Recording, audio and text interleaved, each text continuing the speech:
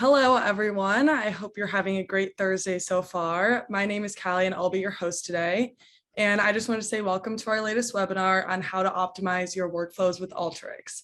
So in this session, we're joining Technion's own Dr. Kyle Roberts as he shares his expertise on how to save time and produce faster results. And be sure to follow along and check out some of our previous webinars covering a range of topics such as how financial professionals use Alteryx to win, mitigating the risk of transformation projects, modern data warehouses, and so much more, which all can be found on our website under webinar archives. And now for a few housekeeping things before we get started. This webinar is being recorded, and the recording, as well as any resources mentioned today, will be emailed out to you within the next few days. Additionally, we'll have some time for questions at the end of the webinar, so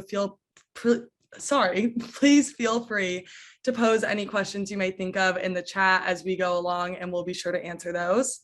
And so with that being said, I'm now going to go ahead and introduce today's speaker, which is Kyle Roberts. He is a client success leader and data scientist here at Technion. He has held several professional positions at Southern Methodist University, Baylor College of Medicine, and the University of North Texas. He co-authored the Y-Hat package in R programming language, and additionally, Kyle is an expert in multi-level modeling and co-authored the Handbook of Advanced Multi-Level Analysis. And with that, I'll pass it off to you, Kyle. All right, Callie, thanks so much. Looking forward to this webinar with y'all. This is kind of some fun stuff that we'll be doing with Alteryx. And so here's the kind of the hard part about this is I know that many of you may be super advanced Alteryx users. And so some of the things you're going to look at and go, I don't know about that. I mean, that's not really helpful. And but some of the, definitely some of you users who are kind of first or new to Alteryx, this may be new. And so what I've done is I've put together a workflow or a few workflows inside of here and inside of containers. So the idea is I wanted to just show you a few things that maybe can get you going a little bit faster in when you're in Alteryx. And so the first is to show this, and that if you do have Alteryx open and you're just clicking anywhere on your canvas over here, you'll notice that over here your configuration window comes up. And there's some neat things in here. Well, I just want to talk about one of them first, and I'll show you a few others later. But I'm going to click on runtime. And I want to talk just a little bit about this AMP engine. Because I think if you use some of the newer versions of Alteryx, it should be default checked.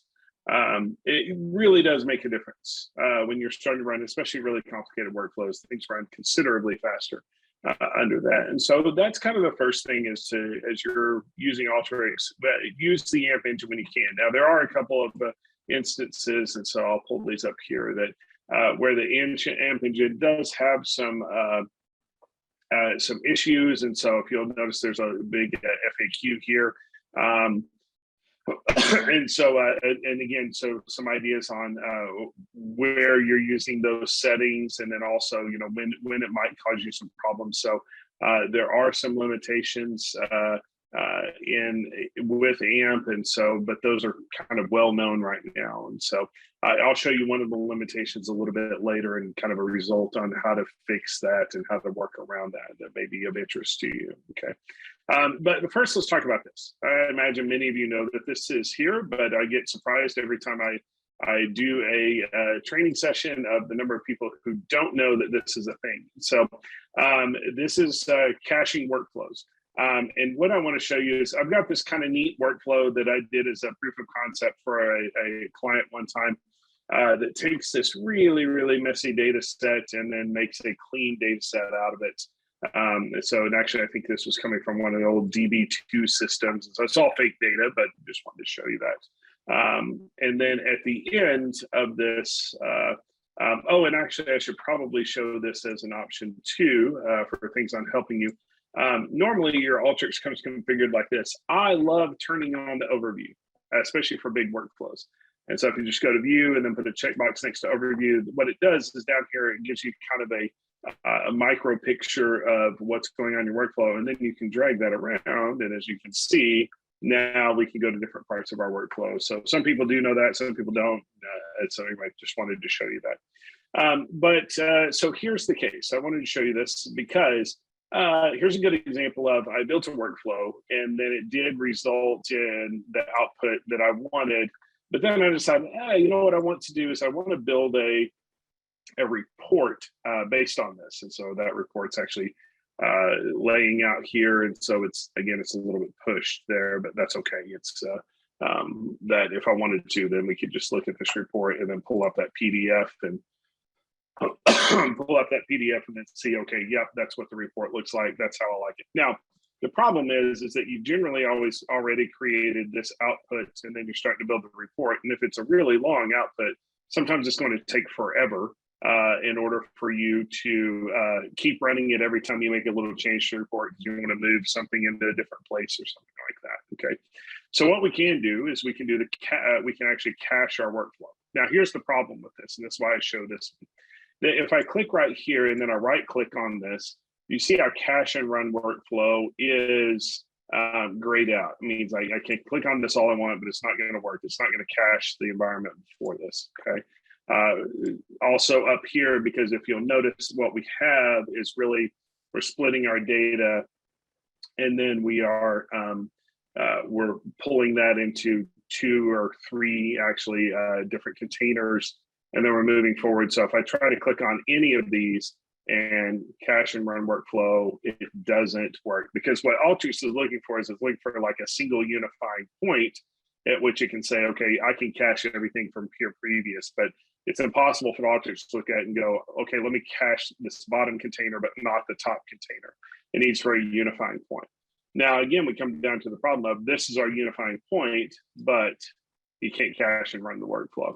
The easy way around this is I'm just going to right click on this tool, this join tool, and then I'm going to insert after that join. And then I'm going to click on preparation. And then I'm just going to add a select tool right after that. And so, and the reason you don't drag that select tool down into here is because what this does is it puts it in between all of these other connections that are coming out of here. And now the nice part is I can right click on there, and now my cache and run workflow is black again. And now I can run this. And the nice part is now what we can do is we can work on all this stuff here for making these reports, and we don't have to rerun everything back to the left. Okay. And this is also like, sometimes I'll do this instead of caching and running the workflow there. I may do it right here. So I'll clear this cache. I may do it right here because let's suppose this tool is grabbing data out of the warehouse or something like that. It takes a while to do that. I may go ahead and cache it from that spot so that it doesn't, or if I'm working in Snowflake, I don't want to like continue to ping Snowflake again and again and again. So I can just cache and run that workflow, and that'll save me some time. Okay, so there's our first one, right? So caching and running the workflow, again, huge time saver. I know many of you already know this, but if you don't know it, then there's a good opportunity. Okay, now the second one that we're going to look at here, this is about the record limit, and kind of just show you quickly how this works. So I've got this isn't a massive data set, but it's a data set from Lending Club that this one, if you can look at, it's like quite a few rows of data. I think it's 5,000 rows. Well, that's not a lot of rows. Okay, it's 5,000 rows. But anyway, I just want to do it to show you a point. That if I'm looking at this, I'm going, okay, well, we've got 5,000 rows here. And maybe it takes a while to pull this in, and then I'm wanting to union these. But really, in the part where I'm just doing my dev, maybe I don't need to pull in all the data. Maybe I just need to pull in a few lines of data. Okay, so there's a couple of ways that we could do this. If I'm clicking on this Lending Club A, this CSV file, I can put a record limit right here. So I could say maybe just grab 10 rows from that one, and then just grab 10 rows from this one. Okay. And now if I run this, instead of having a result that's 10,000 rows, I've just got 20, you see 20 records displayed. This is really nice when you're working with massive data sets and you're just like, I just need a few rows because really all I'm doing is pulling in. I'm just trying to kind of build out the workflow and the logic in it. And I don't need everybody in there to do that. I just need a few. Okay, in order to do that. And so that really does help, and we can do some things in that in order to limit those on each of those records. So again, another good option, all you need to do is just click on that input tool, and then where it has record limit here, you can just set that to 10. And then the nice part is actually if I go, you know what, I don't need 10, I actually need 1,000 out of this one. Then now we'll pull 10 out of the top one, and then we'll pull 1,000, and you can actually see Alteryx is giving you some nice information right there about how much is coming across. And I'm going to actually change this always there. I like having that, seeing how much data is going across. And in case you're wondering what I was doing there, if you click anywhere on the canvas, this connection progress, you can show when running, and it'll last for about 5 seconds, or you can just show all the time. Typically, I like to show all the time so I can see that's how many records are coming across, 10 and then 1,000 out of this one. Okay, so there's another example of just kind of making everything run a little bit faster. Okay. All right, let's go on to another one. Now, this one is I love this. This may be my favorite tool in all of Alteryx. And the reason why is because I think not a lot of people use it, and not near enough. But man, it just saves your bacon. Okay, so let's talk about, let me go look at, tell you what, let's pull in a browse tool down here, and then that way we can look at this data set, and I'll talk about why we want to use a multi-row tool here. Okay, this is typical of, it seems like every Excel file that I get from anyone that I'm working with or any of my clients. And so if you see here, you see that we have like group A0001. And then what they do is they put the unit number, but just the unit number with the first record, and then there's some GL account number. Okay. Again, this is all random data. So, and so if we're looking at this, okay, so there's basically 2 instances of the relationship with group with a unit, and then there's another group with a unit also. And so you can't just say, like, do an if-then statement, so if A01 is empty, or I mean if that unit is empty, then and it's A01, then draw from this number, and so just put that in there. We can't do that because you see we actually have different units but with the same group. And people do this sometimes in Excel because they just think, oh, it looks nicer, it's cleaner, things like that. But that's not helpful to us when we're looking at Alteryx. So what I want Alteryx to do is to actually fill in these nulls. And so basically, I know that these 3 people here, or these 3 GL accounts, since they're from the same group and then they have their unit, I know that because that unit is like that, that I know that this C019 needs to go in all 3 of these cells. Okay, this perfect example of when to use multi-row. Because normally, if we didn't have a multi-row, what we'd have to do is we'd have to actually split our data. We'd have to say, okay, split it by group and then by unit, and then we could do our if-then statement, and say if it's if it's unit C019, then we put all of those in there. Okay, now here's how the multi-row works. Let me delete that real quick. Here's how the multi-row works. So what I'm wanting to do is I'm wanting to update the existing field. So in this case, the field is unit. So I'll tell you what, let me push that so that we can see the input coming in. All right. So it's unit. That's the one I want to update. Now I could make a new field, but I'm just going to update the empty one. Okay. And here's what I'm doing. I'm saying I'm creating this expression. I'm going to say if is null unit. Okay. Then grab the row -1 for unit, otherwise just use whatever the unit is. So let's think about the logic on this. What it's saying is if you get into unit, and we're going to read down here, it's going to say if you come to a null, then borrow whatever unit was in the row previous, otherwise just leave unit alone. And so this else part is the part that's that's good, what's going to kind of save our bacon here, is that is going to say, look, if that one value there is empty, just leave it alone. Just leave it alone. Okay, and this is going to do this for all of the rows of unit. So if we run this, you'll see that we now have, as opposed to here's what we had previous, okay, and here's now what we have at the end. Now you see those first 4 rows, now they all have that same unit number. Okay, so multi-row formula, again, we can do a lot more than this. You can actually do, so the options are, you can use the row previous, you can even use the row previous for like the group or anything or the GL account number. And so you don't have to, you're not limited to just that variable. You can do some really complicated things with it. This may be the most time saver, money saver function inside of Alteryx. Like just absolutely incredible. Okay, all right. So let me stop that one. And then Callie, I see we're having quite a few chats come up. And so maybe why don't we address chats while we're going instead of waiting all until the end. So let's pull those up and maybe we could could look at that. Okay. Yes. The first one. Love it. AMP is faster. Love that. Yeah. Okay. So the first question from Charles Vela is, can you do the Cachet trick using NDB tools? Okay, so the cache tricking using NDB tools. So no.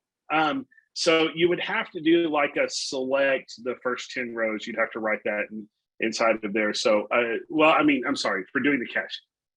Yes, my apologies. But you need to do it after it's actually pushed down into your onto your system. So in essence, once you've done the push the data down, then you can cache it. So 100%, you can't cache like in the middle of a in database stream.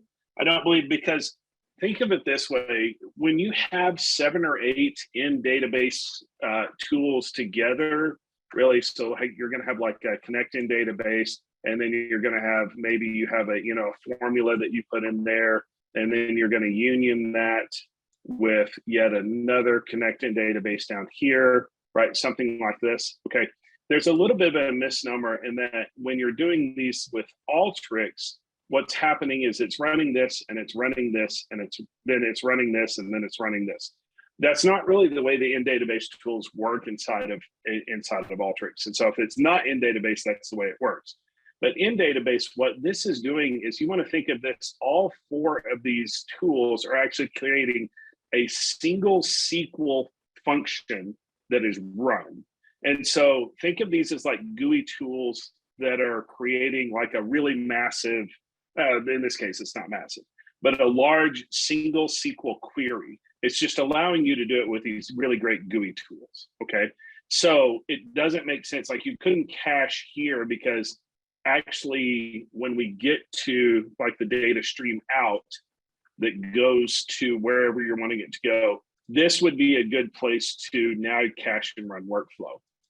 But inside of here, you'll see you're not going to be able to cache these, because really it's going to take all these 5 tools and then put them together. And so this is what Alteryx lets know that, hey, it's time to run the SQL query that you've been building up until now.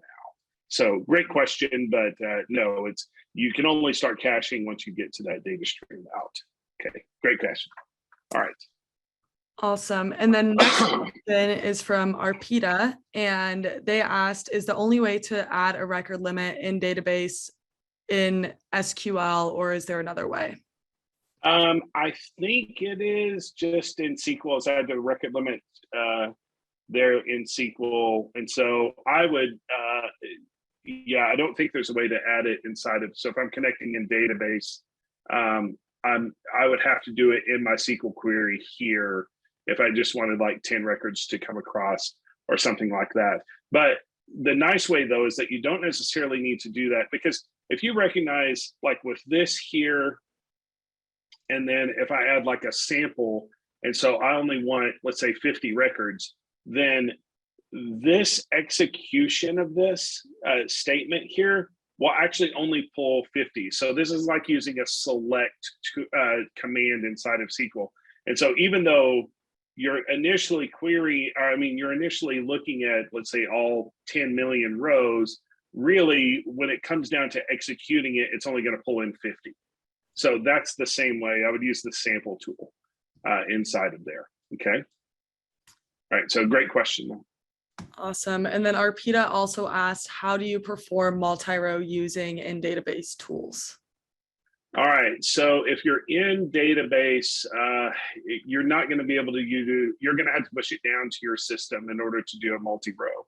And so you'll eventually have to do a data stream out, and then you can use your multi-row tool inside of there. I don't think you can do a multi-row inside of SQL, and so the thing that you do have to think about is all these database tools. If you can't do it in SQL, you can't do it with these tools.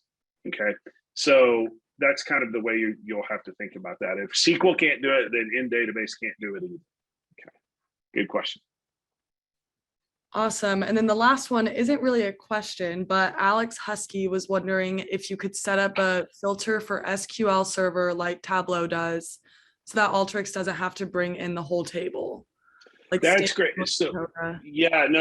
I know what you mean. So yes, so if you are, again, just use this filter tool and say, let's say you've got, information from all 50 states, and you just want a couple of states, then use this filter. And remember too, even though I'm connecting to a database that may have 100 million rows, if I filter this out, I actually am only grabbing those states. So we're not pushing all 150 million rows down to our canvas. At the end, once this runs, you do your data stream out here. Once you do that, then you're only going to be pulling in those 3 states or 2 states. That's all that will come down in. So yeah, so that in database filter, that can use, or you can use that sample also to do that. And it will just add that part of the SQL query in there. So these are great questions. Okay. I think that's all for now. Okay, well, keep the questions coming and we'll do a couple more. And then if we have more questions to come back to, we sure will. Okay, so using a union to save time. I like this because, and I tell you what, I'm going to run this just so you can see the different source systems. And here's the reason I want to look at this, is we have data from, this is publicly available data from San Francisco. And if you've ever done a formal Alteryx training offered by Alteryx or offered by us, you've seen these data sets before. So the San Francisco first one, we got 36,000 plus in there. Again, the same thing with the 2012 and the 2013, a little bit more. But here's what always happens and makes me so angry. When we're working with CSVs get pushed over to us, and then we've got to do some information with them. Is that in this case, you see the employee name is capital E, capital N with a space in there. Same thing with job title. Capitalize those names again. The things in there again. Employee name here, job title there. But then in 2013, they did something that they should have done at the very beginning. Is no spaces in names. They passed some sort of, hey, let's have some governance around our naming conventions or something like that. And you go, okay, well, now I can't union them because they're different names. I can't get them all based on names. Well, the nice thing about the union tool inside of Alteryx is putting them together is that we have a lot of options here. Always the default is auto config by name.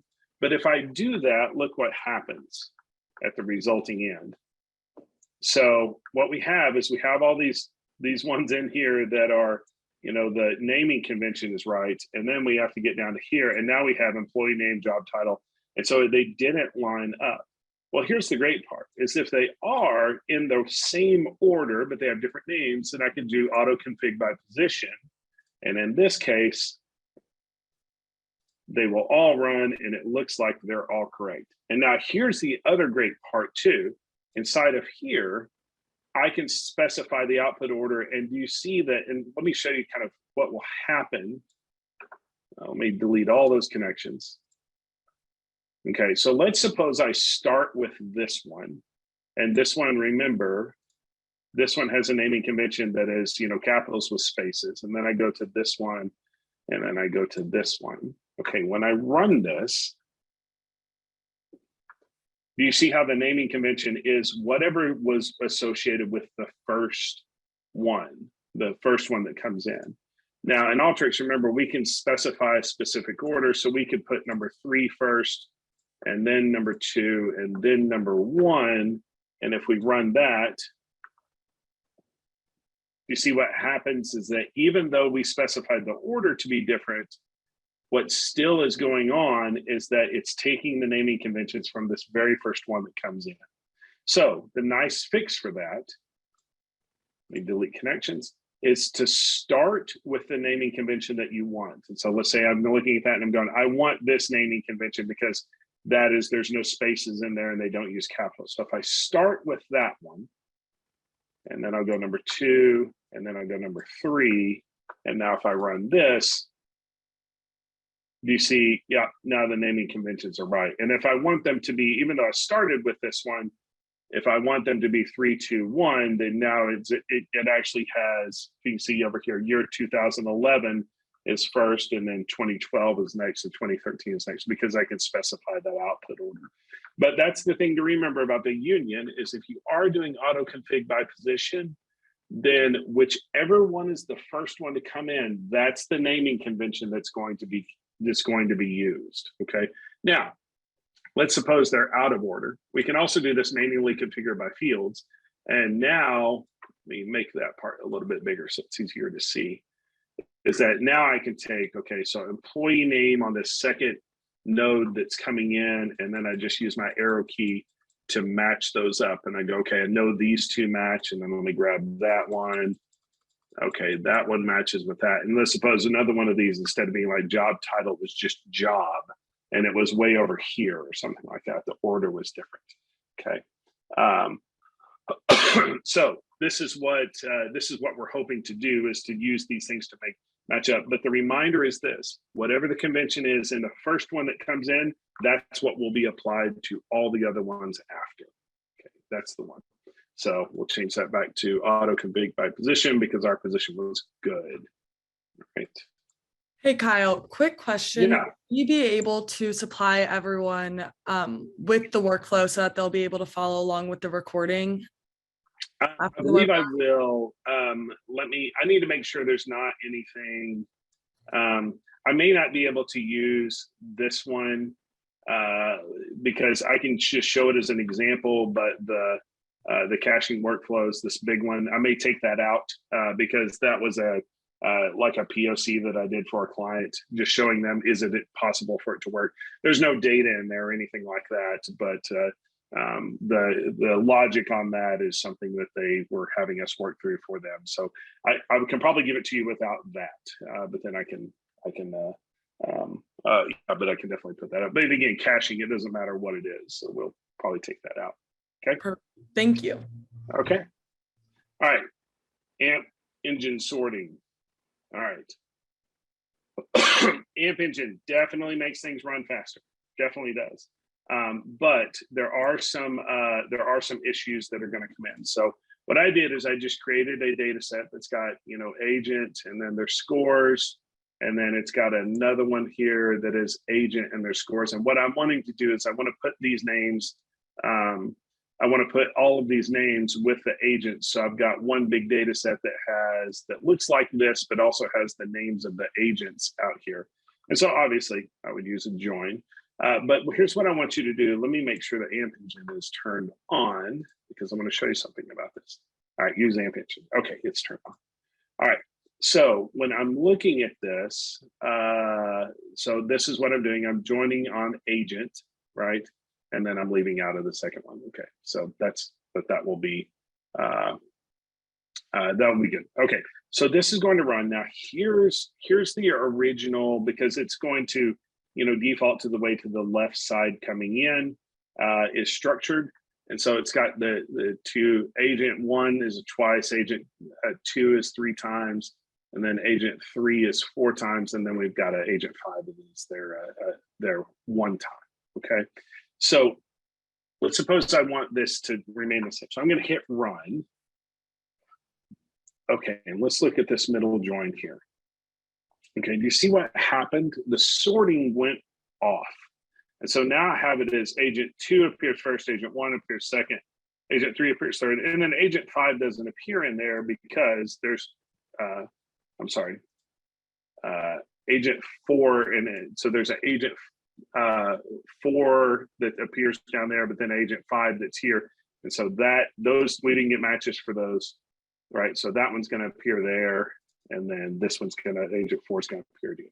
Okay, but you see how it messed up our sorting here. Now, the easy way to get around that is just to go to your runtime environment and then you turn the AMP engine off. And now when we run it, you'll see that it maintains the same structure as before. Okay, Or we could just add a sort tool after here, but it's a little bit frustrating, right? Because if you're maintaining the structure and for some reason you need that structure to be that way, then all of a sudden now it disappears, okay, after the fact. So that's just one issue, and it's a known issue, and I don't know if they're going to be able to fix it with AMP. But if sorting is a big deal, that's the kind of the thing to learn there, is that AMP engine does make things run a lot faster, but you may just have to turn it off. I mean, that may just come the case. Okay. All right. So that's your warning about the AMP engine. It may mess up your sorting, and then somebody who really loves Excel, it may make them very bad. Okay. So the in database, let's talk a little bit more about this, because here's one of the things I want to talk about. Turn all these on. Okay. So I am not going to run this. All right. Because it's really slow. But I did want to show you this. I ran this earlier, and then there was and again, part of it has to do with your connection stream and how fast it is. But when I ran this is pinging my Snowflake instance, okay? And I just have a sandbox set up in Snowflake that I play around with. This data set that comes through has 12 million rows, okay, 12 million. It took 3 minutes and 43 seconds to run because it was, I actually wasn't using the bulk loader, and also I've got in this I've got a brand new M1 Mac, and so there's actually some things with the ODBC connectors when you're running parallels on an M1, and so they did slow it down a little bit. But here's the thing to note: what I did was I just connected straight to the data and then pulled everything down. Okay, straight to the data and pulled everything down. And then I got my select tool in there because I just pulled out the variables that I needed. I just wanted to see what the variables were, sorry. And then what I did is I did a filter that was the date, and I only want stuff that is before, that's in 2018 and previous. So this is before 2019 0101. That's what I want. And then even furthermore, I looked at the data and I said, I just want the baseline scenario. Okay, that's all I want. Okay, so this, excuse me, because it had to pull in all 12 million rows of data into this, it was super slow. It took 3 minutes and 43 seconds to run. Okay, but okay, so let's consider if we did that all in database and then stream it out to our environment. So again, I'm still connecting to that same data stream. Right there it is. I got this Alteryx demo. It's called large data. It's just a big, massive data set. Okay, and then while it's still in database, now remember, because these are this kind of dark purplish blue, remember, it's not actually pulling any data into my system until right there. Yeah, okay. All right, so it's not pulling it until there. Okay, so this date sim, what that does is that says, all right, just pull in things that are previous to January 1st on 2019. And then the next one says, just pull in the baseline scenario. Okay, that's the only one to pull in. That's it. So it's like putting a select tool. All right, select statement in SQL there. And now stream it out. Okay, now stream it out. Now, when I ran this before, it took 12 and a half seconds because I'm only, instead of pulling in all 12 million, I'm only pulling in 280,000 rows. So I can wait for this to run for 3 minutes and 43 seconds, or I could actually cache it once it gets to that point there, or I can just run it in database. And after I've done all the filtering to get down to the small part of the table that I need, right, then I'll push it out to my system. And then once I've done that, like all of this is happening, I'm utilizing the power of Snowflake. I'm utilizing the power of my, whatever it is, of my SQL database, whatever, if I'm in Azure, just wherever your data may live, right? I'm utilizing that power, and then I'm only pulling in 280,000 rows. And again, on this case, let's see if it says how long it took. 14 seconds, but when I ran it before, 12 and a half seconds. So as you can see, it's like, as I mentioned before, it's like this is making a big SQL query, just a single SQL query. And whereas before, what we're doing is we're pulling in everybody, all 12 million rows, and then we are pushing that out to just that very small piece right there. Okay, so now we're doing all the filtering once it's on our canvas. We don't like that. We don't want to have to do that. Now, if we did it once and then we cached from this point forward, then we wouldn't have to continue to worry about working that.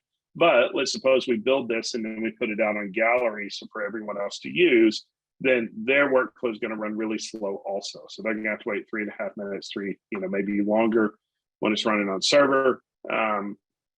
And so as opposed to, man, this ran just a whole lot faster.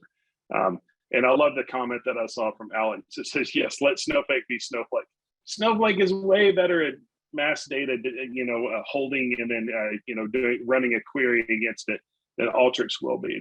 That's why it was built that way. And so I love that comment. Let Snowflake be Snowflake. That's 100% true. Okay. All right.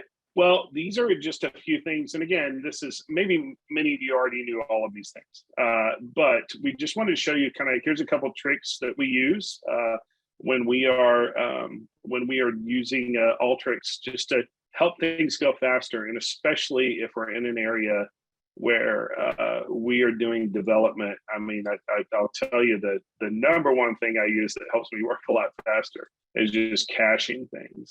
And so getting stuff to a certain point, putting a select in there, kind of where it all comes together, and then, okay, I've got this bucket of work that works. And then the other, I would have mentioned too, that the other things, one other thing, I didn't mention this previously, but I do want to mention this, is I love containers, because this is what really is happening in this data set is I'm in all of this stuff up here. It took me just all of this just to create the column headers, right? And so what I do is once I've figured that part out, I actually I'll just close these, right? And I do love this in the newer version of Alteryx. It used to be when you disabled them, they actually went real small, but I love seeing that, we can go up here and actually go, okay, I can still see what's up there. So these lines here, I think that was a really good move on Alteryx. It's a really good, because I like still seeing what's there. But once I've got that figured out, and I go, okay, well down here I can just work on this part now, and so I don't have to worry about that. And actually on this one, it's kind of weird. I don't know why I don't have it that way now, but on this create column headers, I actually had for a while the container came in after this first two command, and so it was kind of a nice deal there. So, but containers, this is one of the greatest things of Alteryx. I actually love containers. Okay. All right, so I tell you what, let me stop there, and it's kind of all we had for today. It was really just kind of give you and we love ending things in about 40 minutes. Because they give you an opportunity to get 20 minutes back to get ahead on some of the stuff that you were working on, and graciously took time out to join us in this webinar. And so we really appreciate that.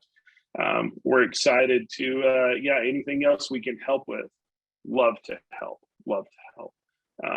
So Callie, I'll tell you what, I'll send it back to you. All right, well, let's wait a minute and see if there's any other questions that are going to roll into the chat. And then we can cover those before we head out for the day. But yeah, thank you guys so much for joining us.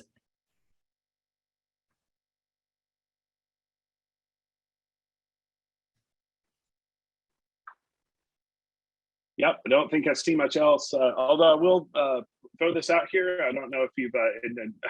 I'm looking at our logo, and this is reminding me of this.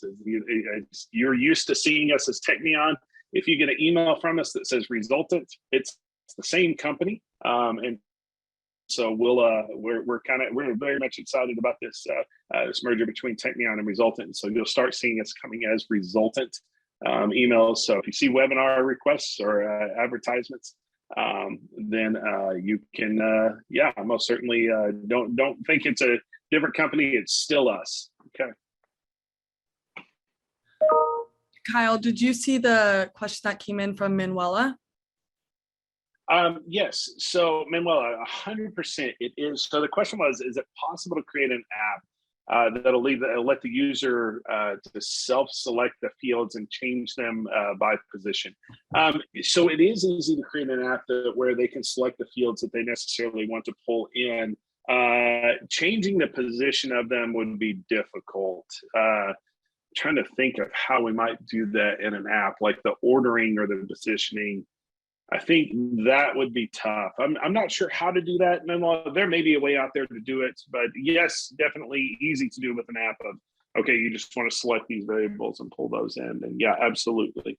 But with them unioning in the position, that would be some pretty fancy stuff. I'm not sure that I have the knowledge to do that.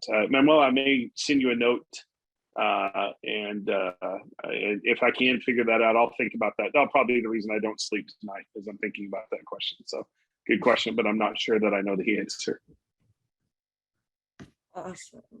Well, thank you so much, Kyle. That was great as usual. And everyone, as we said earlier, we'll get back to you in a few days with the recording. And as I believe Kyle said, we'll work on getting the copy of the workflow to you all as well, so that you're able to follow along. But thank you so much for joining us today and taking the time out of your Thursday.